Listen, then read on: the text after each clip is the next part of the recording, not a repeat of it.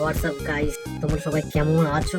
আমি আবারও আরেকটি ভিডিও নিয়ে তোমাদের সামনে হাজির হয়ে এলাম। তো আজকের ভিডিওটা হতে চলেছে মিনি ব্লগ। আজকে সকাল সকাল ঘুম থেকে ওঠার ইচ্ছে হচ্ছিল না, তারপর মনে হলো মা তো গেছে দিদির বাড়িতে, বাবা আর আমাকে এই বাড়ির সমস্ত কাজ করতে হবে, তাই দেরি না করে চটপট উঠে গেলাম। তো চলো বাইরে তোমাদেরকে নিয়ে গিয়ে দেখাচ্ছি, অনেক বৃষ্টি হয়েছে। বেশি দেরি না করে চলো যাও। তোমরা একবার দেখো বাইরে কেমন বৃষ্টি হয়েছে, ঠিক আছে? দেখলে মানে বুঝতে পারবে যে কেমন বৃষ্টিটা হয়েছে। তো দেখো তোমরা একবার, কালকে সারা রাত বৃষ্টি এবং বাতাস হয়েছিল। তো বাবা অনেক সকাল সকাল উঠেছে, তো উঠে বাড়ির সমস্ত কাজ প্রায় করেছে। যাই হোক, তো এখন সাড়ে 4টা দিচ্ছে। তো তো আমি এই মাত্র উঠলাম, উঠে দেখি আকাশটা অনেকটা মেঘ করে অন্ধকার করে রেখেছে, মনে হয় আবার বৃষ্টি আসবে। তো তোমরা একবার আকাশের পরিস্থিতিটা দেখে নেবে, মনে হচ্ছে আবার বৃষ্টি আসবে। তো বৃষ্টি আসুক, তো তার আগে আমাদের অনেক কাজ আছে, তো কাজ কমপ্লিট করতে হবে। তার আগে আমি চলো ব্রাশটা করে নিই। ব্রাশ তাড়াতাড়ি আমাকে করতে হবে, কারণ অনেক কাজ বাকি আছে, সেই কাজগুলো সম্পূর্ণ কমপ্লিট করতে হবে।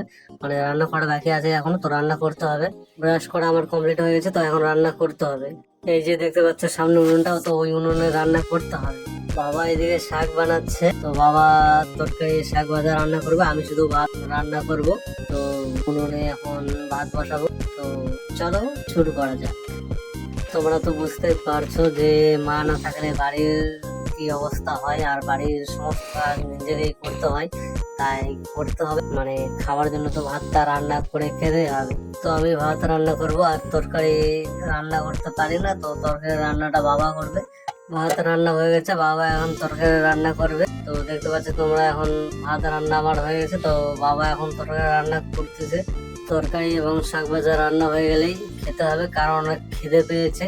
আবার রান্না করা হয়ে গেছে, তো এখন বেশি দেরি না করে খেতে হবে। তো তোমরা দেখো যে আজকে বাবা রান্না করেছে হচ্ছে মাছের তরকারি আর শাক ভাজা।